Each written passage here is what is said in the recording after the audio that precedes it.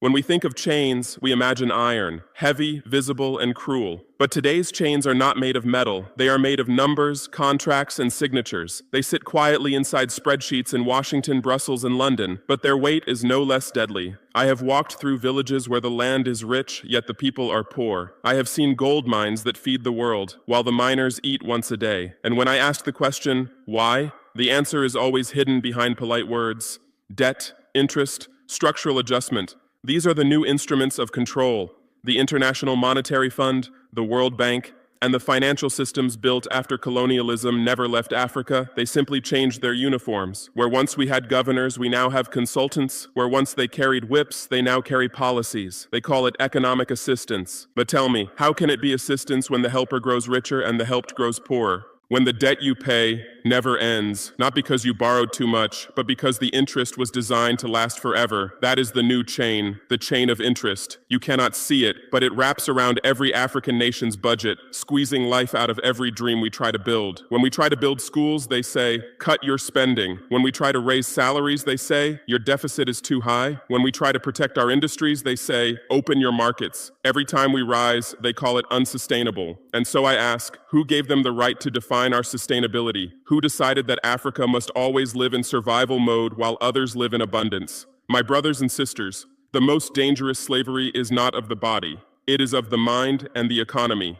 And the IMF has mastered both. This is why I call them not a financial institution, but an empire without armies. They conquer through decimals, not divisions. They rule through policies, not parliaments. And today I say, Africa must unmask this empire and break the chain they call interest. When our nations first gained independence, we thought freedom meant the end of servitude. The flags changed, the anthems changed, but the masters did not. They replaced the colonial governor with the creditor, the whip with the interest rate, the chain with the signature. And so began the great illusion that Africa's debt was self-made. Let me tell you a truth they will never print in their textbooks. The debt we carry today was born before we could even vote. In the 1960s, when our countries were still learning to walk, they offered us development loans. They said, you are free now. Build your nations. We will help. But what they built were tunnels of dependency, not bridges of progress. They lent us money to buy their machines, their cement, their consultants. Every project came with an advisor who earned more than the African engineers combined, and when the loans came due, they offered us new ones to pay the old, a cycle polished to perfection. By the 1980s, our economies were trapped. We were told, privatize your industries, liberalize your markets, cut your subsidies. They called it structural adjustment. I call it economic surgery without anesthesia. Hospitals closed, schools collapsed. Farmers who once grew food for their villages now grew cash crops for export, only to import food at 10 times the price. They told us our currencies were weak, yet they were the ones printing the exchange rates. They told us we must earn credibility, yet they were the ones who destroyed it. Every IMF visit became a ritual humiliation. They arrived with charts, we bowed with promises. And so generations of Africans were born already owing. Born into debt that built no roads, no factories, no future, only obedience. This is why I say our debt is not an accident. It is an architecture. It was designed to keep us busy paying for our own captivity.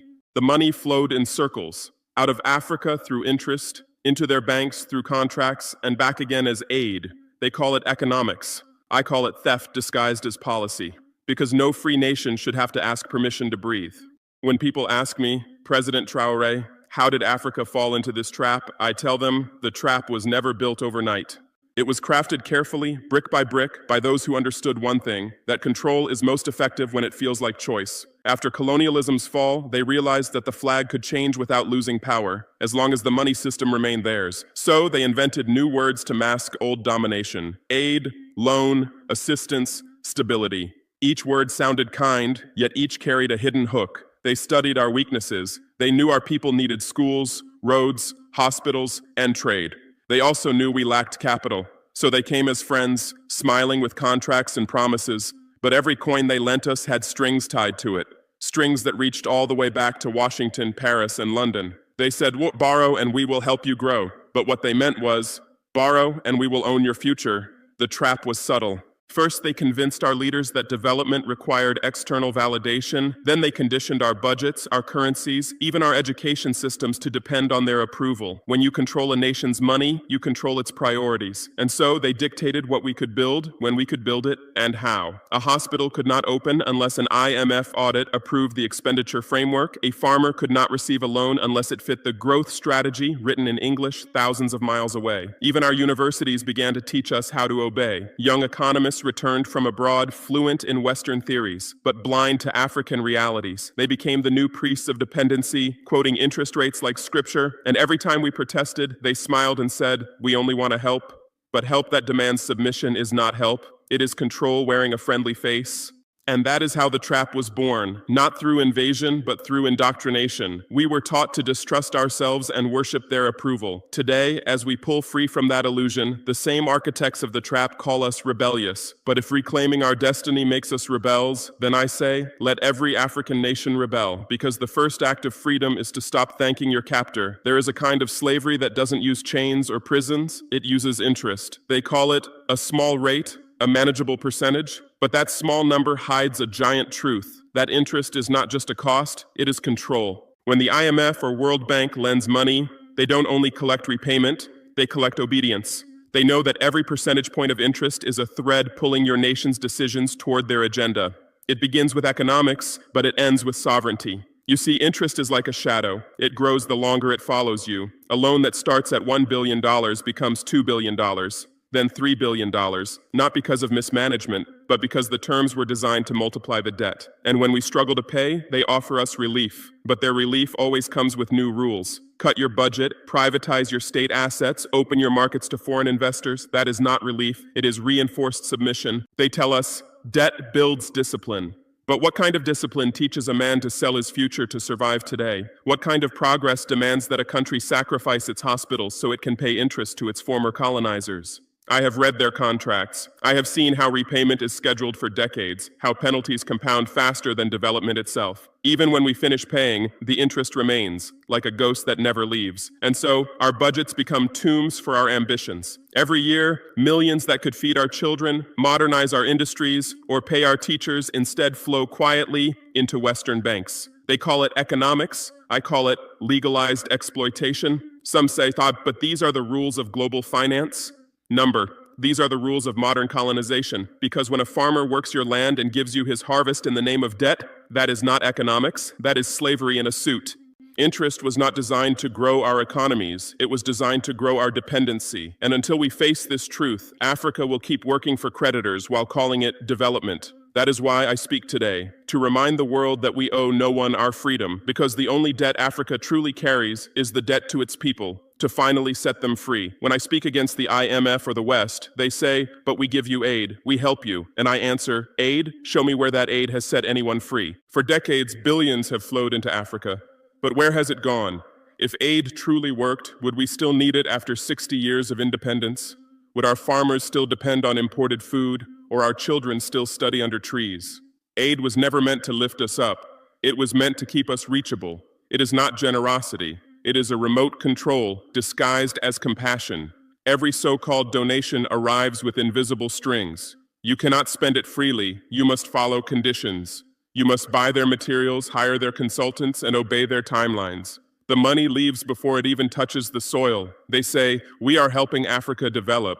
But how can a continent develop when every step forward is designed to pull it back? Let me tell you what real aid looks like. It's when your neighbor helps you stand so that you can walk on your own. But Western aid does not teach us to walk. It teaches us to wait for the next donation, the next relief fund, the next approval from a foreign committee. And while we wait, they measure our gratitude. They ask, how loyal is this nation? How compliant is its leader? Aid becomes a political weapon, reward for obedience, punishment for defiance. When we refuse to align our policies with their reform programs, they froze our projects. When we dared to trade with nations outside their control, they called it risky behavior. Their aid has built more dependency than progress. It has trained generations to believe that without approval from the West, no plan can succeed. But I ask you, who gave them this authority over human progress? Who declared that Africa's survival must come with supervision? We must stop calling dependency partnership. We must stop calling charity support. Real aid is the freedom to act, not the permission to exist. Africa does not need saviors. Africa needs space to breathe, to fail, to learn, and to rise on her own terms. And that day, my brothers and sisters, will mark the true end of colonization. They always arrive with smiles, soft voices, firm handshakes, and briefcases full of promises. The IMF does not invade, it invites itself. It does not command, it advises. And that is how it has held Africa by the throat for 50 years. Without ever pulling a trigger. They say, "We are here to help stabilize your economy." But stability in their language means submission. They say, "We bring reforms to make your system efficient." But efficiency in their language means obedience to foreign priorities. When they visit, they do not speak of people. They speak of figures. To them, a nation is not a home. It is a spreadsheet. They measure growth while ignoring the hungry, celebrate balance while ignoring the broken, and call suffering adjustment. I have sat across their representatives, their faces polite, their pens ready. They never shout, they never threaten. They simply remind you of your obligations. They remind you that your credit rating depends on their satisfaction. And in that moment, you realize you are not a president, you are a debtor-in-chief. Their control is invisible but complete. They can freeze a loan, delay a shipment, raise an interest rate, and in a single week, your nation trembles. Factories slow down, importers panic, traders whisper, all because someone in Washington or Paris clicked a button. They do not need to own your land to own your future. All they need is your signature, and once that ink dries, you belong to them. Until your people pay with their sweat, their resources, and their dignity. But we must understand their power exists only because we believe in it. They thrive on our fear of disapproval, our addiction to external validation. The day Africa learns to say, "No thank you," that will be the day their empire begins to fall. Their hand may look gentle, their language may sound civil, but their grip is iron, wrapped in velvet, and it is time we loosen it finger by finger with courage and unity. Because the IMF cannot chain a continent that no longer kneels. They say numbers don't lie, but in the hands of the IMF, numbers are weapons. Each time they visit our countries, they come with charts, graphs, and formulas. They call it data-driven reform, but their numbers are not written to reveal the truth. They are written to justify their power. They use statistics to make you believe that poverty is your fault. They tell you your GDP is growing even as your people starve. They claim your inflation is under control, even as prices double in the market. They praise fiscal responsibility, while hospitals close and teachers go unpaid. Their reports are filled with elegant words, efficiency, growth, stability. But behind those words lies a brutal arithmetic, the kind that counts profits, not people, the kind that measures obedience, not dignity. When they publish their country assessments, the world listens. Investors read them, media quote them, governments fear them. But the people who live those numbers, the farmers, the traders, the workers, are never asked what they see. Let me tell you what I see. I see a continent whose true wealth is not in spreadsheets, but in its soil, its youth, its innovation. But the IMF does not measure those things. They only measure what they can control. If your country owns its gold, they say it's resource dependency. If you nationalize your mines, they call it economic risk. If you print your own currency, they warn of instability. But if you privatize your industries, sell your resources, and borrow endlessly, they call it success. That is not economics. That is manipulation dressed as mathematics. Their numbers tell one story to the world and hide another from us. They use data like a curtain to blind the people while comforting the powerful. And as long as we let others write our reports, we will never own our narrative. Africa must learn to count for itself, to measure progress not in the approval of creditors, but in the smiles of its people. Because the most accurate number the IMF will never record is the moment when a nation stands tall and says, "We will no longer be your statistic." They call it partnership, a beautiful word, one that suggests equality, respect, and shared goals. But what kind of partnership is it when one side writes the rules and the other side signs them? What kind of friendship demands tribute before dialogue? The IMF and its allies love to say we partner with Africa for growth, yet every so-called partnership they have offered comes with an invoice. They don't come to build, they come to bind. They tell us, we will fund your infrastructure, your hospitals, your education, but then they whisper the fine print, you will open your markets, you will not tax our corporations, you will follow our guidelines. Their generosity is not free, it is an investment in control. Every contract is a leash, every loan is a vote in their favor. And every memorandum of understanding is a reminder that they understand far more about our weaknesses than we do. If you doubt this, look at the countries that refused their help. They were punished with sanctions, isolated in trade, branded unstable. Why? Because independence to the IMF is not good economics, it's rebellion. The price of their partnership is your sovereignty. They will take your minerals, your land, your currency, even your narrative, and tell you it's progress. They will build a road to your gold mines, but never to your villages. They will construct skyscrapers that reach the sky, while your farmers still walk barefoot to fields that no longer belong to them. We were told these partnerships would modernize us, but what they truly modernized was exploitation, efficient, silent, and globalized. Yet they still expect gratitude. They still want applause for what they call development cooperation. But I say this clearly, partnership cannot exist between the hand that gives and the hand that is forced to receive. A true partner shares risk and reward. A true friend builds without ownership. And a true ally never charges interest for justice. So I stand before Africa and the world today to say, if partnership must cost our dignity, then we choose freedom instead of friendship. Because the only partnership worth keeping is the one we write ourselves, in our language, with our hands, for our people. There is one truth they cannot silence. Africa is rich. Not rich in illusions, not rich in promises, rich in reality. The soil beneath our feet holds more wealth than most nations combined. Gold, uranium, manganese, lithium, oil, the treasures of tomorrow buried under our own hands. But tell me, my brothers and sisters, if Africa is so rich, why are her children still poor? Because every ounce of gold that leaves our land speaks the language of loss. They say, it's for global trade. No, it is for global theft. They measure our exports in tons, our revenue in millions.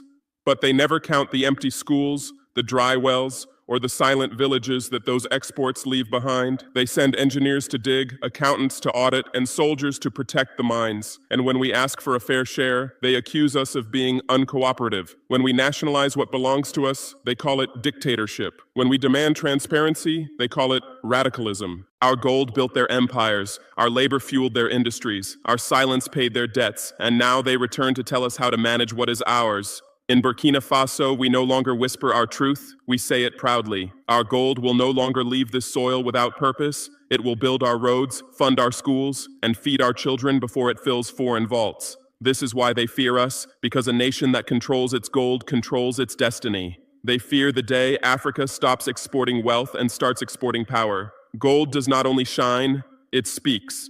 It speaks of the blood of miners, of the sweat of the poor, of the silence of centuries. And now, finally, it will speak of justice.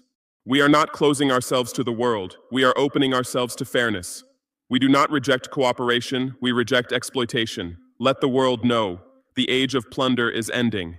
The age of African ownership has begun. And this time, when our gold speaks, it will not whisper in the language of debt. It will roar in the language of freedom. There was a time when our chains were made of iron. Today, they are made of data and digital code. The colonizer's flag no longer flies above our capitals, but his signature still controls our money.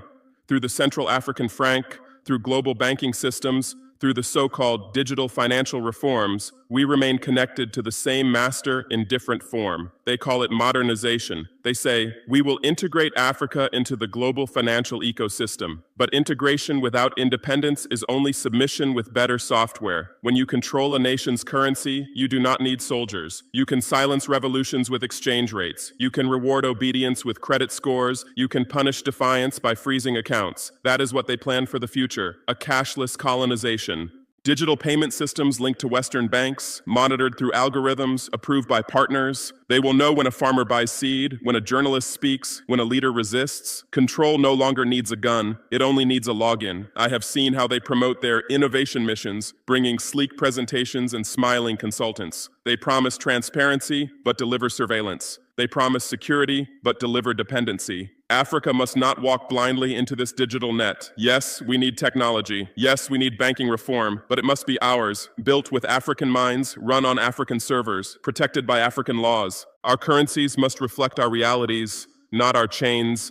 The CFA franc is a symbol of loyalty to an empire that no longer exists, yet still collects interest from our future. That is why we are moving toward monetary sovereignty.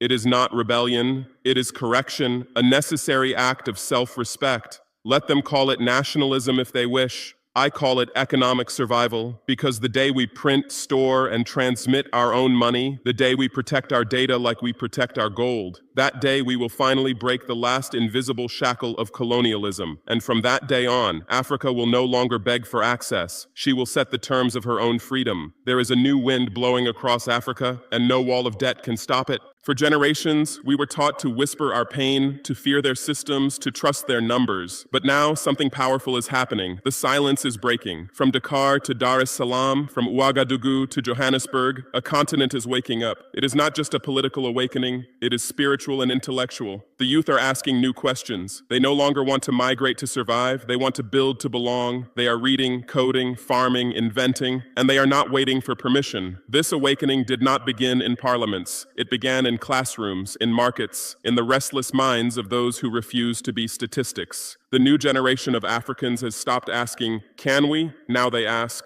why not us? And that question terrifies those who profited from our silence. Because an awakened Africa does not beg, it builds. It does not seek validation, it defines value.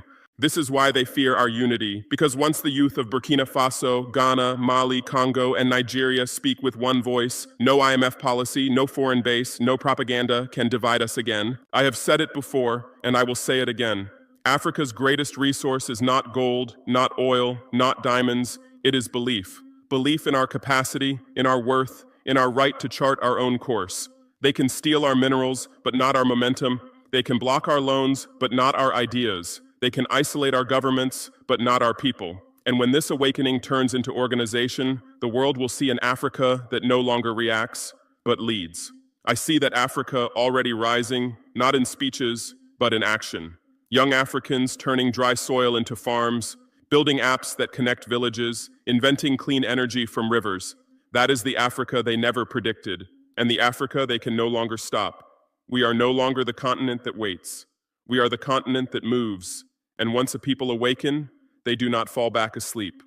The next battle for Africa will not be fought with guns. It will be fought with minds. Our freedom will not only depend on armies, but on ideas. And the front line of this new struggle is our education system.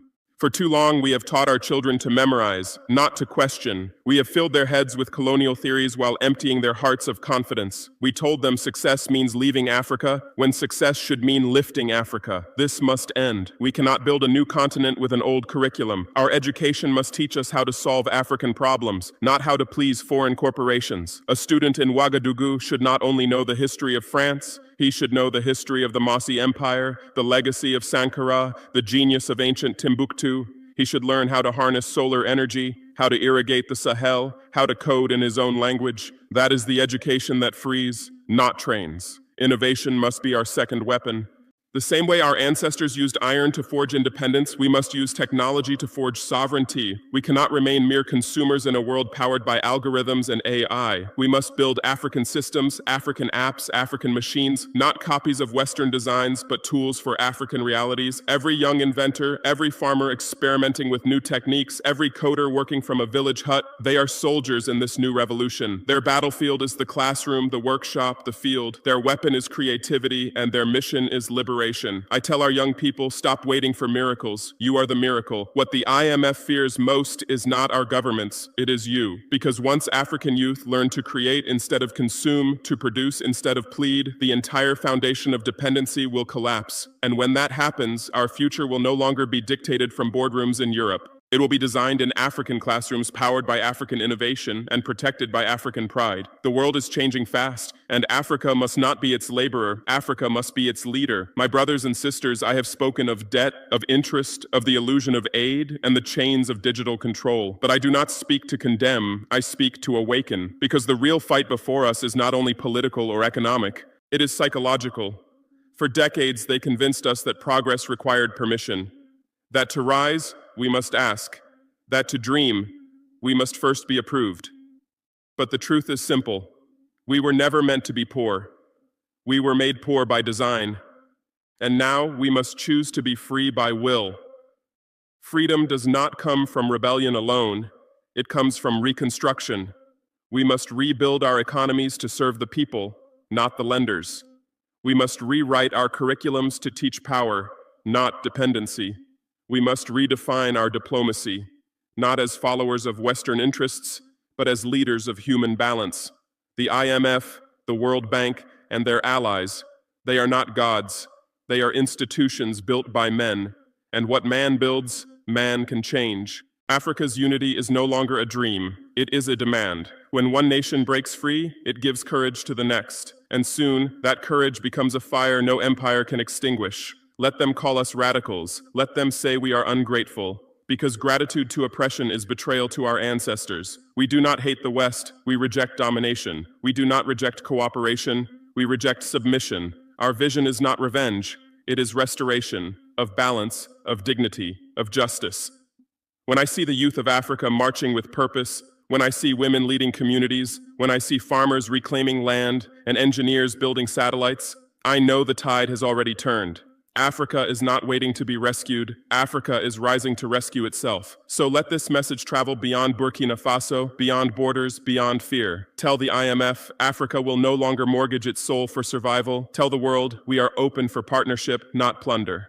Tell our children, the chains have names, and we will break every one of them. The age of silent suffering has ended. The age of African ownership has begun. And if they fear that truth, then let them fear it loudly, because the sleeping continent has awakened, and its first word is freedom.